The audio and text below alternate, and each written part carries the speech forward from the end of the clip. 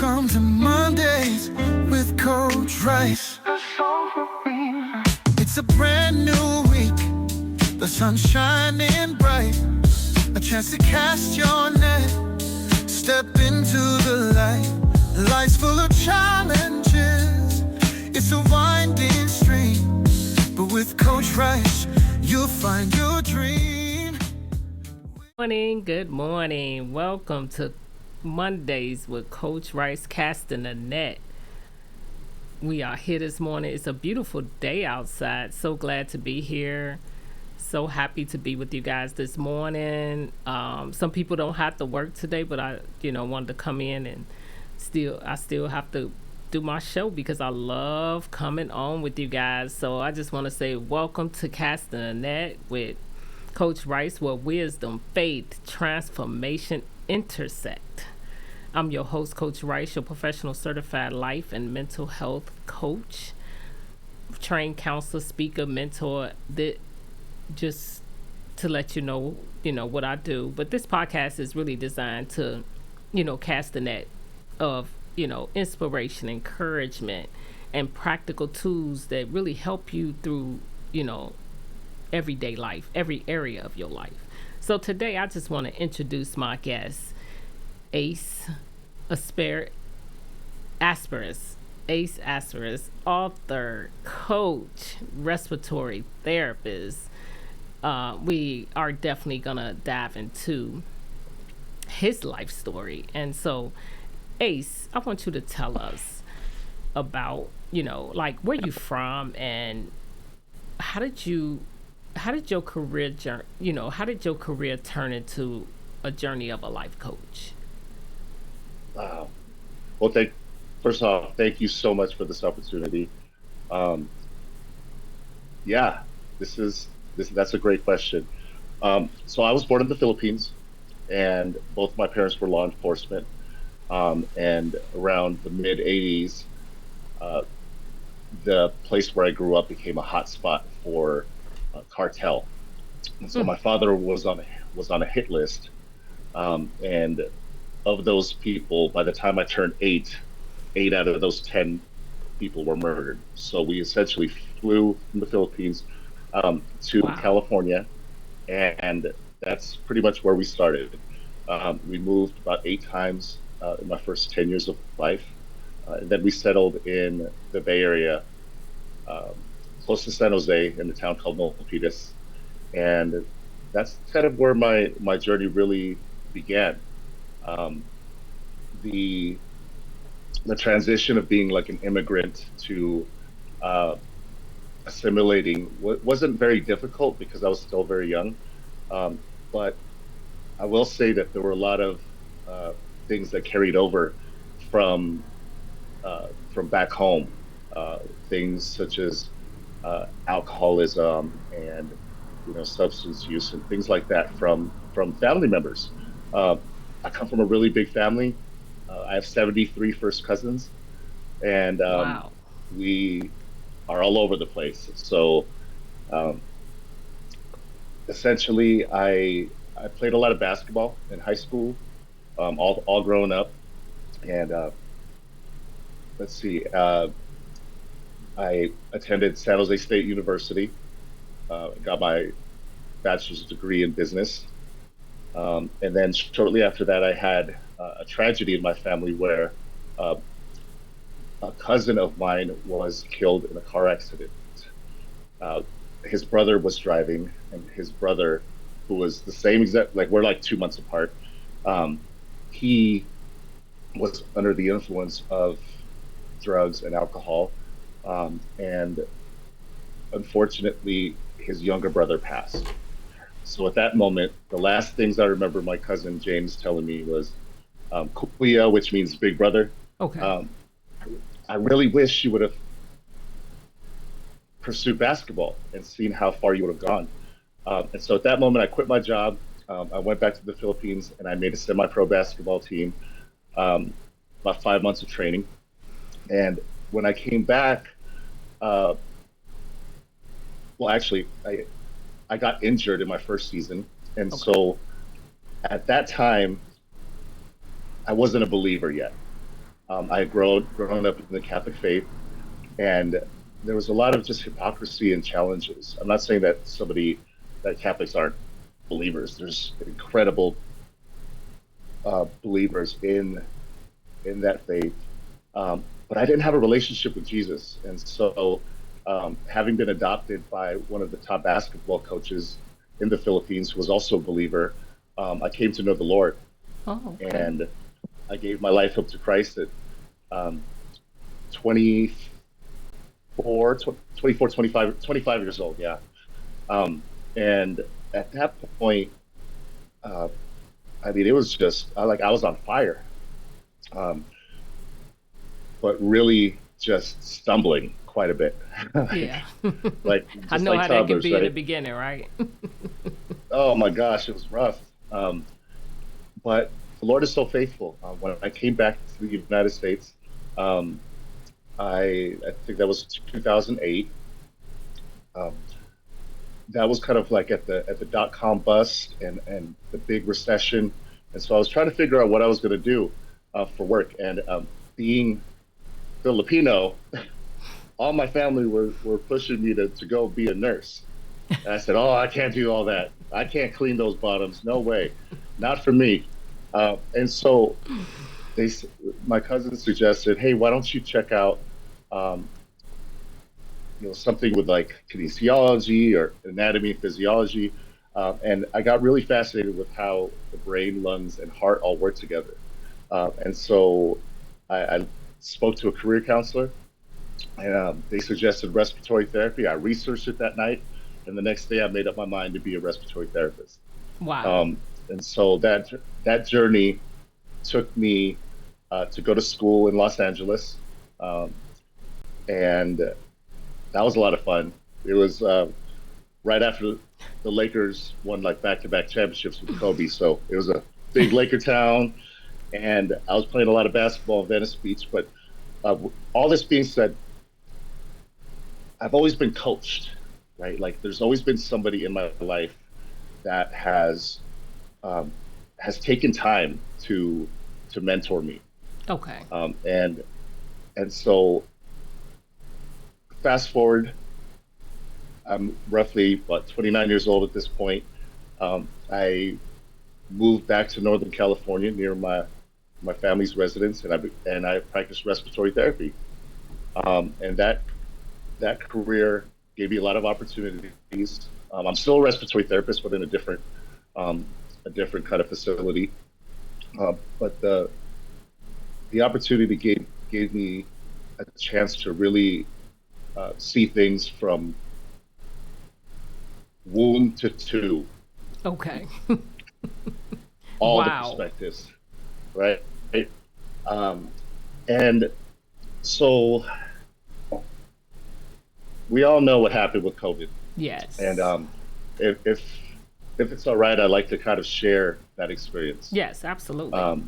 with your audience. So on February 24th, 2020, I had gone to Kobe and Gigi's funeral at Staples Center. Okay. So a lot of grief, a lot of mourning. Um, I fly back to the Bay Area to work my night shift. I clock in, and I'm assigned to the ICU.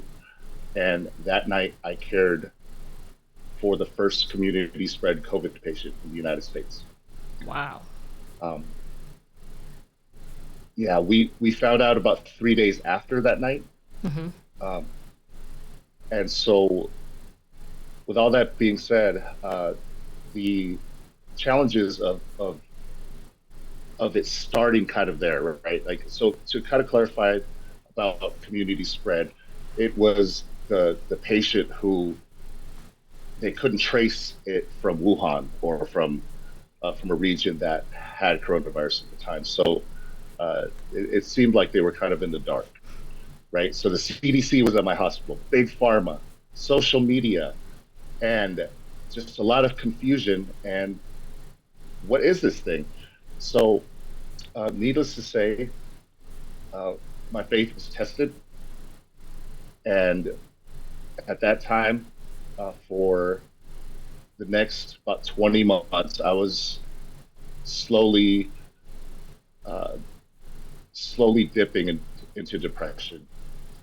Uh, I did not know that I had PTSD at that point.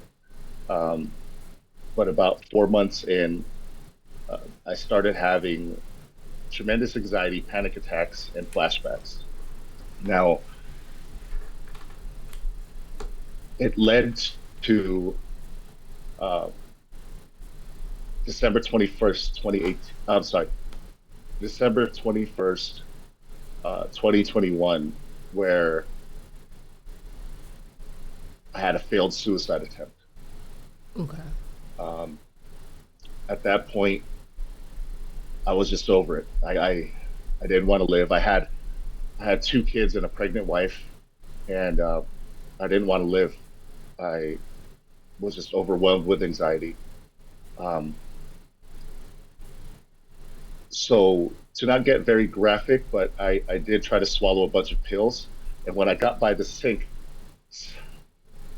the Lord made me throw them up, right? And so at that moment, I checked into a mental health facility, and then began my journey of recovery.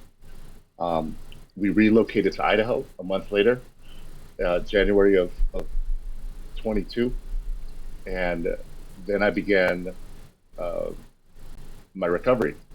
To this day, I have 2.5 years of sobriety, um, all by the grace of God, 24 hours at a time. And He's God has just given me so many opportunities to be linked up with fellow travelers, and also help people recover out loud, be able to share their testimonies. Because I don't know about you, Coach Rice, there's nothing more powerful to me than hearing someone's story. Me too. And Yeah, you're right.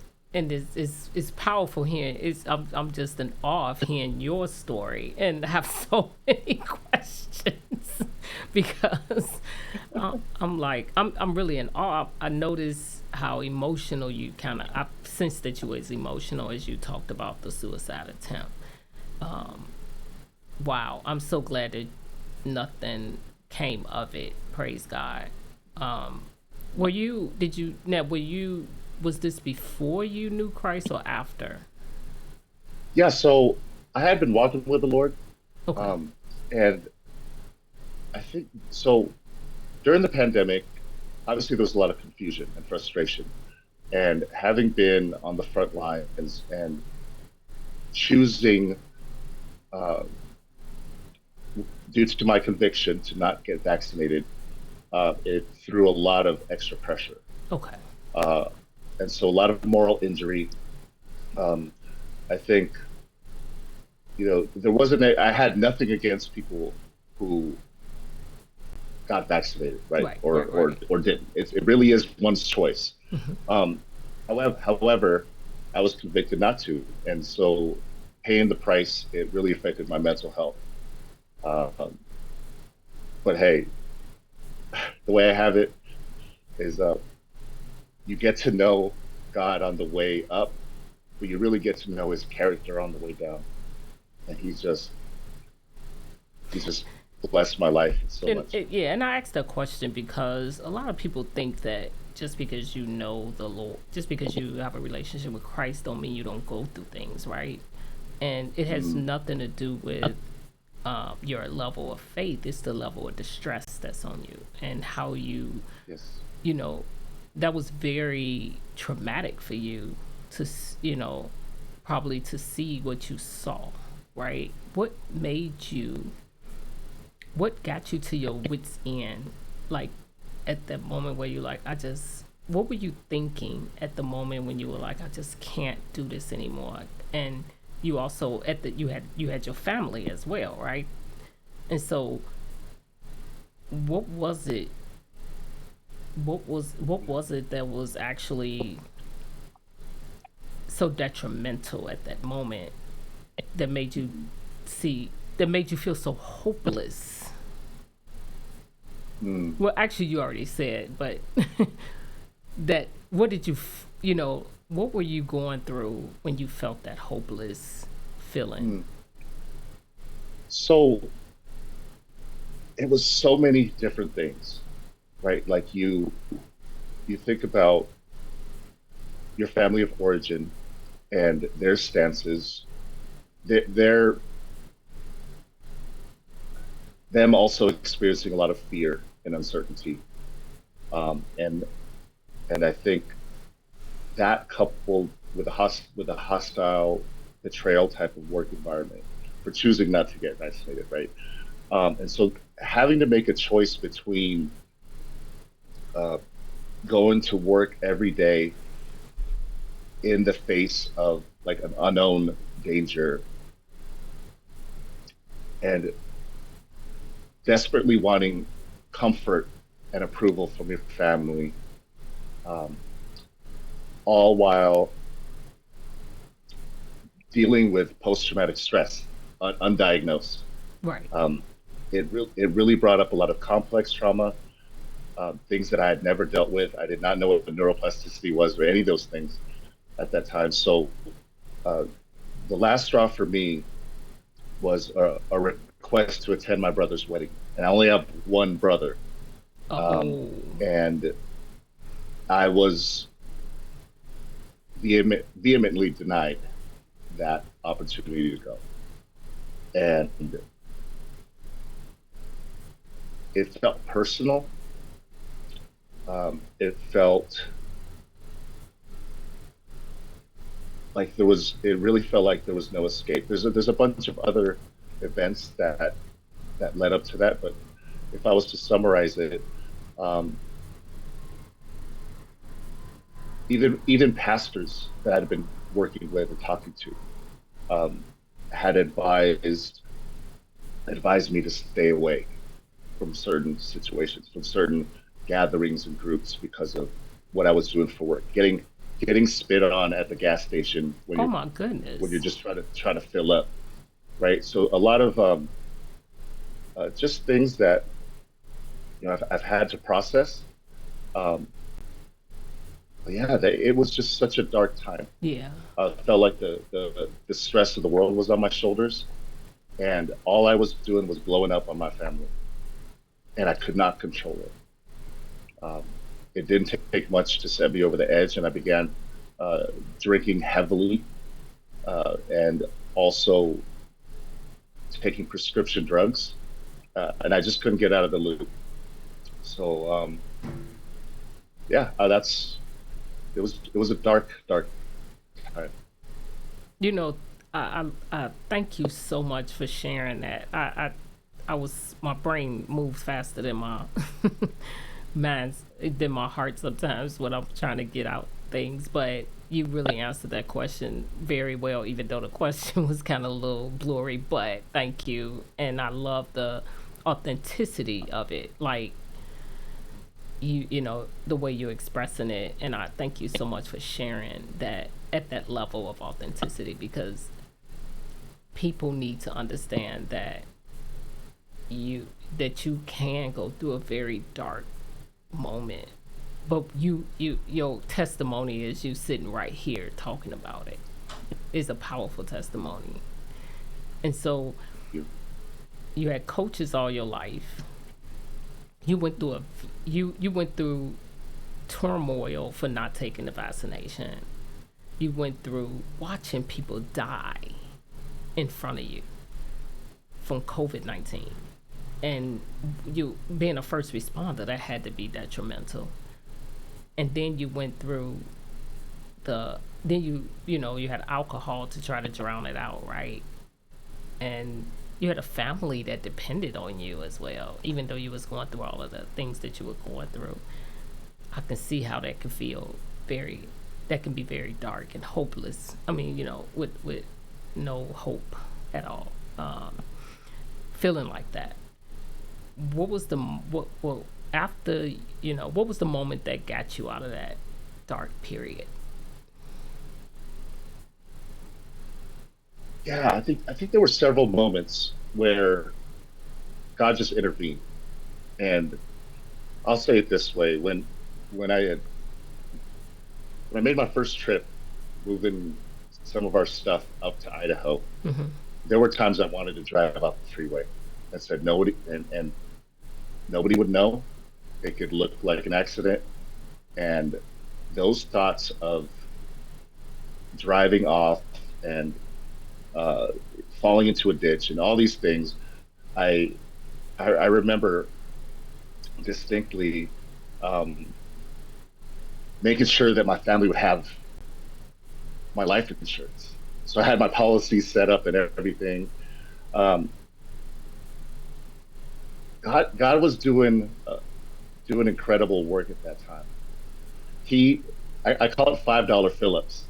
And I don't know if you remember back in the day, there were like KFC commercials about $5 Phillips, right? Like little meals just to get you through. And the way I had it was my emotional tank was empty, and then God would have somebody call me and just encourage me, or I'd hear something on the radio, right? Or there'd be like reminders where I'd look to the left and I'd see something that would tell me, no, keep going, you got this. Like I'm with you, and that happened time after time after time after time, and it was just undeniable. There were times where I didn't even know how I made it from point A to point B. Like it was him. I mean, I fell asleep on the wheel several times, and then I'd be right center, and I'm like, how did this happen, right? Um, I mean, it brings a whole new meaning to like Jesus take the wheel, Yes. because literally he Yes. took the wheel. Right? So, gosh, there was so many people um, that were used by the Lord intervene for me. I love So how you described it as $5 Phillips. That's perfect. Perfect description of what you were dealing with. Wow. And so, mm, tell me about the journey of you becoming a coach and how did that happen? uh,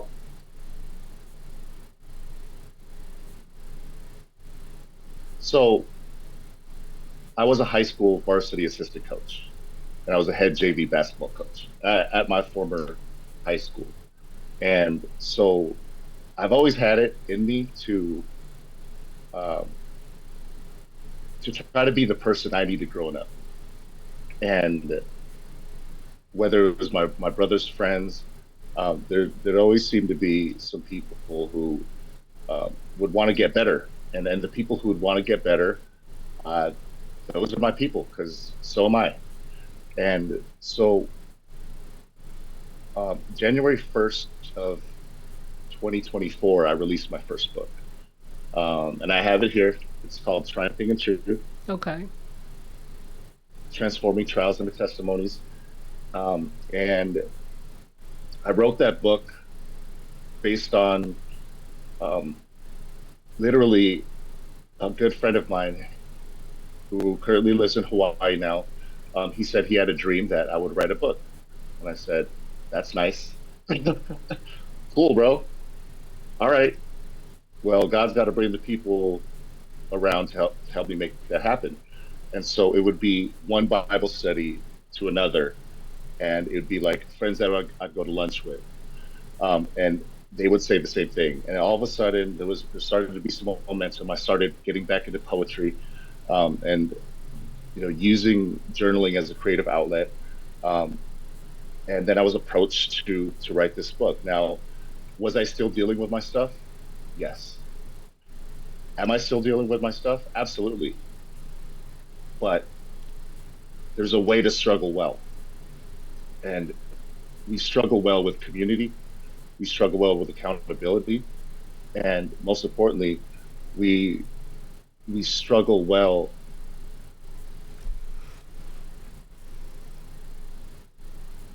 for every step of the journey during transformation requires like a new level, right? So in that new level, um, that's where I love to partner with people, right? Giving them that sense of encouragement, and having them look outside of themselves.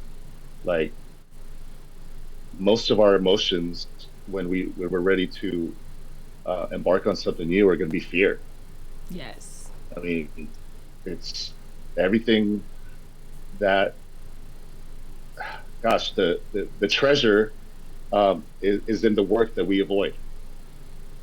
Mm. So how can we look at that situation or look at that next step on the journey and really know that it's just a step, it's just a day, right? It's just what can I do today, and how can we build consistency? I don't believe in goals per se.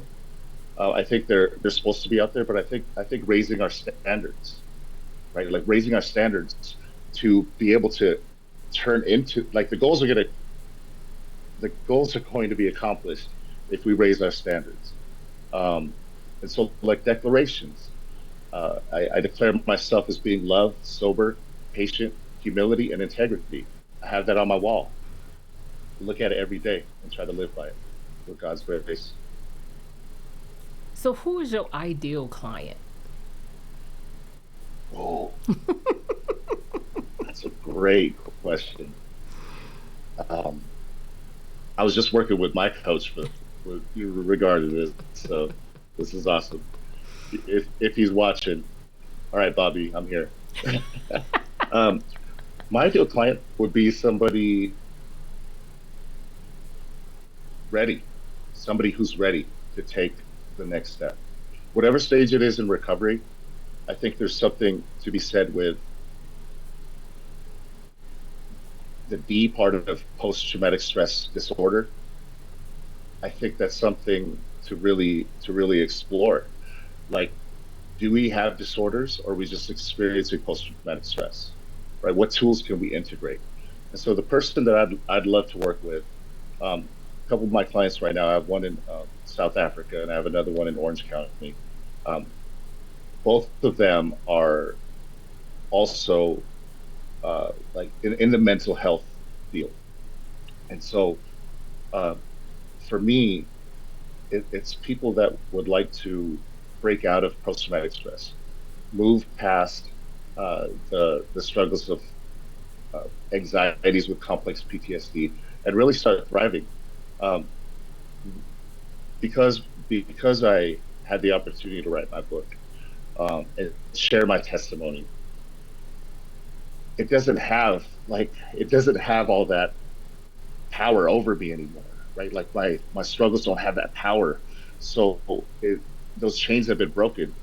But if I'm here to help remove those clasps too and Right. help you fly, right? And how we can do that with accountability, um, with love, and also uh, building just amazing systems. And so my clients, I don't know if I answered your question, but it'd be people either that were struggling with addiction uh, or post traumatic stress, and helping them move towards whatever goal they might have. Okay. That's pretty cool. Okay. And so, with how do you so with coaching, we are as coaches we have a fine line between counseling and actually coaching, right? And so PTSD can be that's a tough line to not cross, right? How do you not cross that over into the counseling area and when you're dealing with PTSD? Well, that's a great question that I should probably ask you. So just a little background.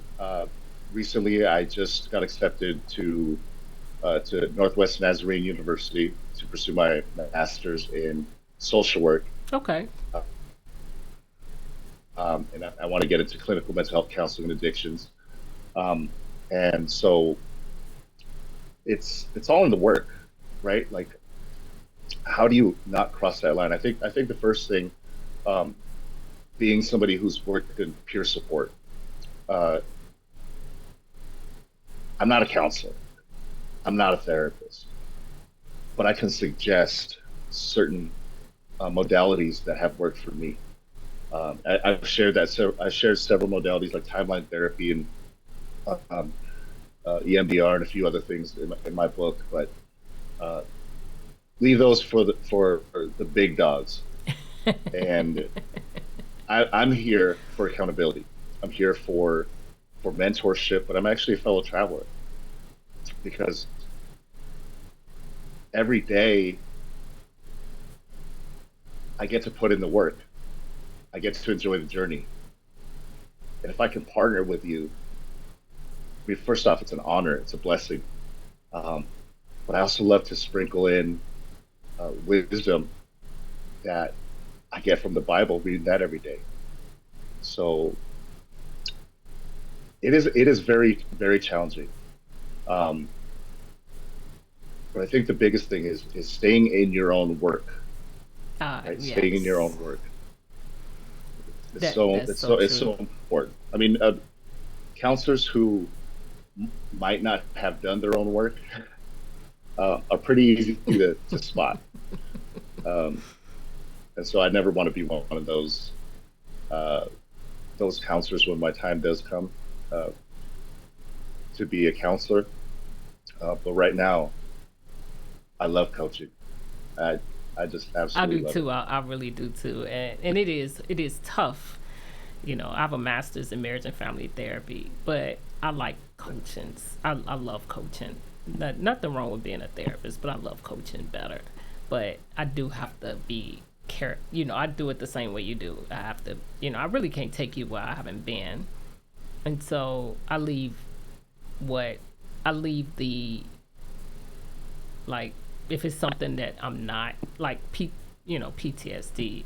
That's not really something I'm comfortable with coaching on because that's not an area that I've ever experienced. You've experienced it. So you can literally coach and transition. And you also, as a coach, you can walk them along the journey as they see a therapist. That's the beauty of being a coach. Is that Yes, yes, you can see them while they see their therapist and be that person, that accountability person. I love it. I love how you do know how to do it, and it's great. That's why I like to bring out the your experience on my podcast because you know how to transition, but you transition in a way of walking them through the journey, and that's what we want to. That's what sets us apart as really good coaches is to be able to do that piece, to be able to walk them through yes, the journey and walk alongside of them as they see their therapists in the work that they're yeah, doing because like you said there are people therapists that hasn't done the work. It's a different thing when it comes to experience versus actually book knowledge. Me right. and my husband was talking about that this morning, the difference between wisdom and knowledge. And so Yeah, applying it, right? yeah. Knowledge and applying it. Yeah, And so that's all. I love the fact that like you do have that experience and you're confident in it, and you sound like a mental health advocate like myself. right. Yeah, no, I think what's also really cool about being a coach is, having I see a counselor or a therapist weekly, and so when people are on that journey and you can notice that, hey, I think you might need some therapy in these areas because I think you're having an overreaction to something that might still be trapped in there. Um, we all know like how difficult it is to find a good therapist, and you, I think there's this expectation. Oh, I got to hit it off right away. Oh, that was a waste of time, or you might have gotten paired up through like some sort of EAP program, um, and and so it's really challenging to specify what that person might need, and so we can come alongside them and even help them find a solid therapist or refer them to somebody Yes, who does therapy and coaching and to see it in multiple from multiple perspectives. you are absolutely correct. You're absolutely correct. So what advice would you give the audience, being that you were a person who've been through and dealt with suicide ideation and attempts? What advice would you give the audience around like how to notice that in their loved ones or friends or even themselves? It's a great question.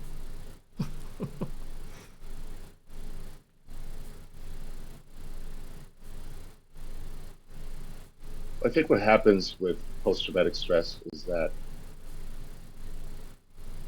you become kind of a shell of yourself, and one's identity gets wrapped up in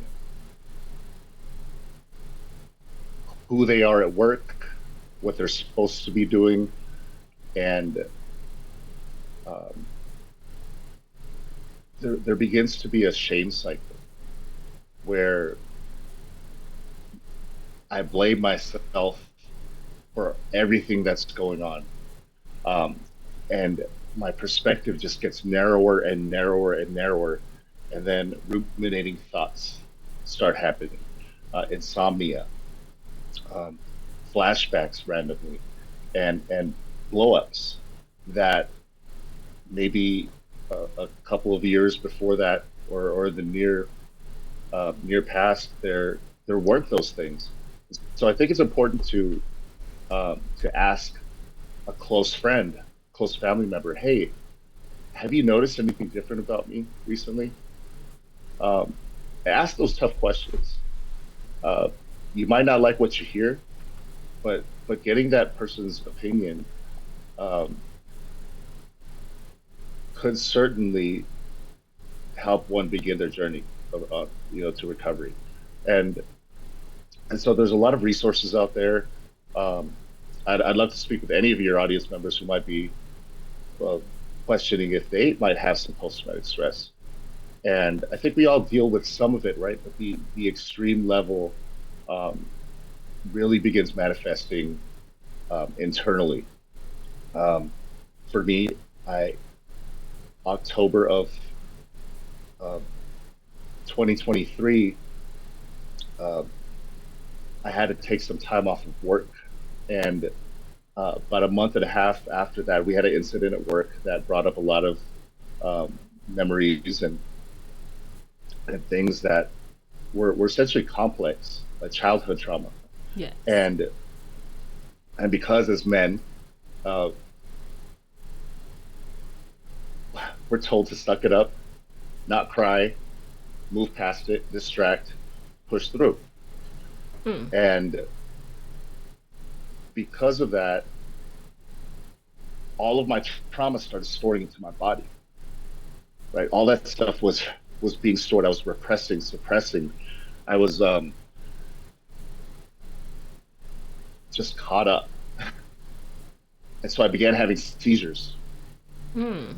pseudo seizures, where I'd have twitches in the middle of the night, sweats, like sweating, and gosh, I started having like nerve pain that would radiate from the top of my head all the way down to my legs, and so the nervous system can only take so much. Yeah, that's true. Um, and at that point, I needed professional help, and so kind of going back into the book, I released it January 1st.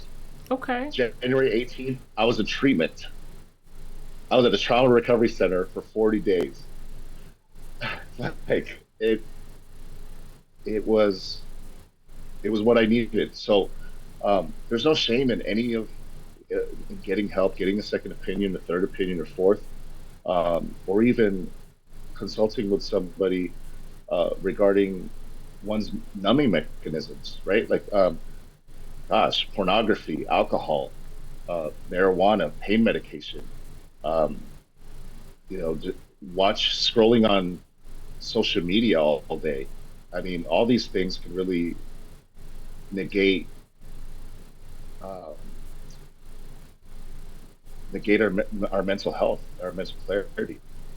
Uh, and so yeah, again, my story, I went into IOP afterwards, in intensive outpatient. And shortly after that, um, God started really, really taking care of me and my family. Um, there was a time that our house was about to be foreclosed, Coach Rice. Like I couldn't pay my mortgage. There were issues with insurance, and frontline healthcare workers not in the state of Idaho, um, not being able to use PTSD as a to be able to go use it for workman's comp, right? So Mm, I got denied of those things. Um, but I would say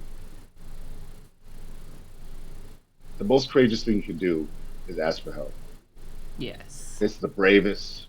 It is there is no shame in that, and there are Reese's out there, but they're tricky. And so partnering with somebody who's uh, been through uh, navigating the system, I think would be a great step.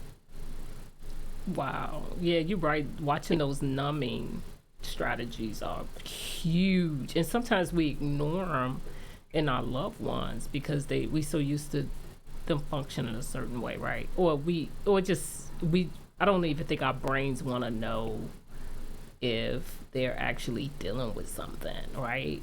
And Yeah, but I have my numbing mechanisms that I have to be intentional about coming out of when I feel, because sometimes I can feel a sense of like when I feel if I'm feeling overwhelmed or and I want to escape. I have to be careful with how I escape. Am I escaping to run mm, towards Jesus, or am I escaping to run towards a meal? I mean, a good what right. do you call that? A good emotional rush, or that's temporary, or am I willing to go to some, you know, alcohol, or do I run to, binge watching something that Mm, ultimately is going to leave me empty at the end, and mm, it's going to exacerbate what I'm going through. And so I have right. to make a decision and be intentional about the decision. But you're right, we do not. I love the question that it's good to ask, because we see ourselves every day where we can say, ask our loved ones, have you noticed anything different about me? That is, that right there is, I like that because it's so simple, right? And especially with a lot of stuff that's going on today with, transition, a lot of transitions happening right now. And I think it's important that our audience know that we have to have community. We have to Have to. be we have to have accountability. We have to have care. We have to have the love. We have to have support. We really do need to check in with and say, Absolutely. have you seen anything different about me? And just having that conversation, and you know confronting our loved ones when we see something different. Right. Yeah, I'm writing something really quickly here, um, that I saw on YouTube, and I think this to me is like summarize what it is to have community, right? Like when we have community, first off, in my first year of sobriety, I wanted to quit 84 times. I don't know why I kept track of the number, but I wanted to quit 84 times. And 84 times I had a list of 5 people that I would call and somebody would call me back, Okay. right? Or pick up.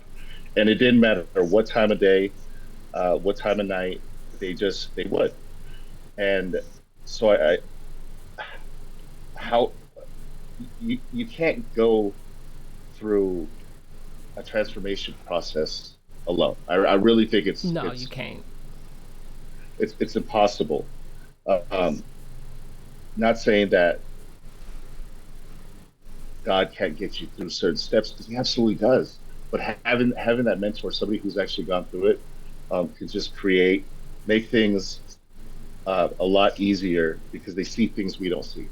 And you know what? And Um, he put us That's why I say you went through what you went through. I went through what I went through, but we didn't go through it for no reason. It didn't happen. Right. It didn't happen to us. It happened for us, but it also happened for the next person. Right. Yeah.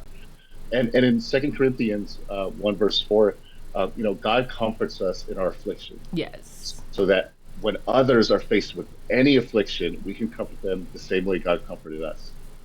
Right. And that's really what it's all about. Like retreating back to our Heavenly Father. Um, and if we have issues with our earthly father, that can kind of sometimes skew what we think or what I thought God could do for me. Right. But gosh, he's so faithful, and he's so loving and patient. He's just so good. Yes. Uh, Without but what limitations. I right? So when we're by ourselves, when it's just we have illness, Yes. right? Mm-hmm. Like we 90% of autoimmune diseases are because of stress. And but together, uh, regardless of how deep of a valley we're in, uh, God's there with us. But together, we Yes. have wellness. Yes. So I anyway, like that's that. kind of corny, No, it ain't. but No, it's no, it's not corny at all. Visuals are great. People remember those. They, just to say the words, it'll flow fast. But to write it down and people see visuals are powerful. Um, but yeah, that's amazing. So I'm just grateful and so in awe of God of what He did in your life, especially when it comes to suicide, because a lot of people don't talk about suicide and they're afraid to talk about suicide, but it's real. We it's all real. subject to have those thoughts when distress gets so heavy and shame gets so overwhelming, and we hide. I always say anything hidden can't be healed. So when we Right? hide, I hid so much in my life that when I made a decision not to do it anymore, it changed my life. And sometimes that behavior pops back up where I want to hide, Right? but because I Me feel too. like who do I have to talk to, and especially when you deal with like lack of trust, right? And so it's kind of hard sometimes to say the things you want to say to and but you have to because they have to come out. The more Have like to. mistakes I make and they come out, the more growth I experience. Come on, that's the other side, right? I mean, Right, the more growth I experience. That's yeah. The further you go down, uh, to what they call the rock bottom. I used to think that word was just like made up, like okay, it's a place, it's a spot, and I felt like I was stuck at rock bottom. But literally, when one does, for example, like the 12 steps, and says that, um, I have no control over my addiction, right? Like I powerless. Yeah. absolutely powerless, and I'm ready for my higher power. That's what they use in AA, to come alongside me, right? And I think that moment right there is literally it's like a rocket launch. It's like a springboard. Like I'm Yeah. actually finally done, and I can launch from here. And it's going to be bumpy on the way up, but hey, if on some days during my early recovery, if the only thing I did well that day was to stay sober, that's a win. And Yes. and, and we just stack days, stack experiences, um, and know that God is God is using every experience just to sanctify us, to be more Yes. like Jesus. Yes. Um, it's just I'm just so grateful. Um, Yeah, this has been a great conversation. with I can literally talk to you for hours, but I'm not gonna do Thank you so that. much. But I'm gonna respect the time, but I really truly want to thank you, Ace, for sharing your story. I do have your information in the comments and your links, and just just for people to connect and with you, because you do virtual, right? Yes, ma'am. And so for people to connect with you and get the help they need as well. It's so amazing to see. I love to see coaches who actually care, because we have a mental health crisis, and Mm, the therapists and the counselors need our help mm, to help with the in the with the patient clients being in the system inundated, waiting when they don't have to wait. mm. They can get a coach. That's what we're here for. We're here to help the mental health care field so that we can do what we need to do, right? And so sorry, I have my husband in the office with me, and that's what he's talking and not even It's awesome. realizing probably I'm still on. But I just wanted to thank you so much for coming on today, sharing your story. And I would love to. You always welcome to come on anytime. You just book the appointment, and Thank you so you much. can come and share stories. Your story, your history. There's so many questions I could have asked, but I wanted to make sure I Likewise. keep it focused on the what we were talking about. But you have Yeah. overcome so many things in your life, and you're here today, and you still doing the work. I have a therapist I talk to too. I love it. I love that I have one. I love that I go get the help I need, because if I didn't, I would be and I wouldn't be able to grow. I wouldn't be able to be where I'm at today. So I have people, Yes. mentors, and people who I could say, yes, you really did. You helped me out. So I just want to say to the audience, if you need someone to help you, please reach out. Do not suffer in silence, and please do not let shame hold you back. If you're dealing with something, go get some help. And if you don't connect with a therapist right away, don't be discouraged. It means that you just have to pick someone that's a fit for you. But go get some help, That's right. no matter what. Talk to someone and get the help you need, because you matter in this world. You are unique, Amen. you are valuable, and don't ever forget that. And so I just want to say, you know, definitely reach out to us if you need the help you need. And we just want to thank you for listening. If you felt like this episode could help someone else, please do share, because we would like for you, to know that your mental health and well-being matters to us. And so all the links are in the comment section.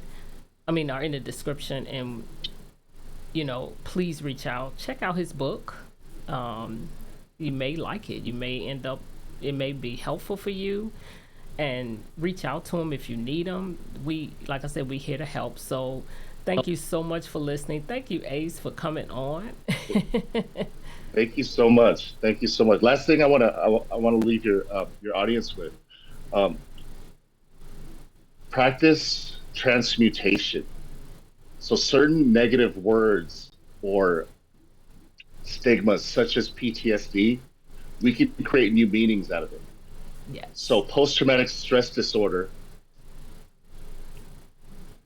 can be something completely different. So when I start feeling the anxiety, when I start feeling uh, um, the shakes and trembles, God's telling me that I need to PTSD right back at it. And the way we do that is to P, pause and pray, T, to trust our Lord, trust our Savior, look back at everything that He has done. You have made it through 100% of everything you've experienced. S is to seek wisdom, seek discernment, Seek help if you need it. There ain't nothing wrong with that. And lastly, D, declare victory. You have the victory in Christ. He's done it. You're here. You're watching this. Thank you so much. Amen. Drop the mic. No. Hey, hey. Thank you so much for listening. We are signing off. We'll heal every heart.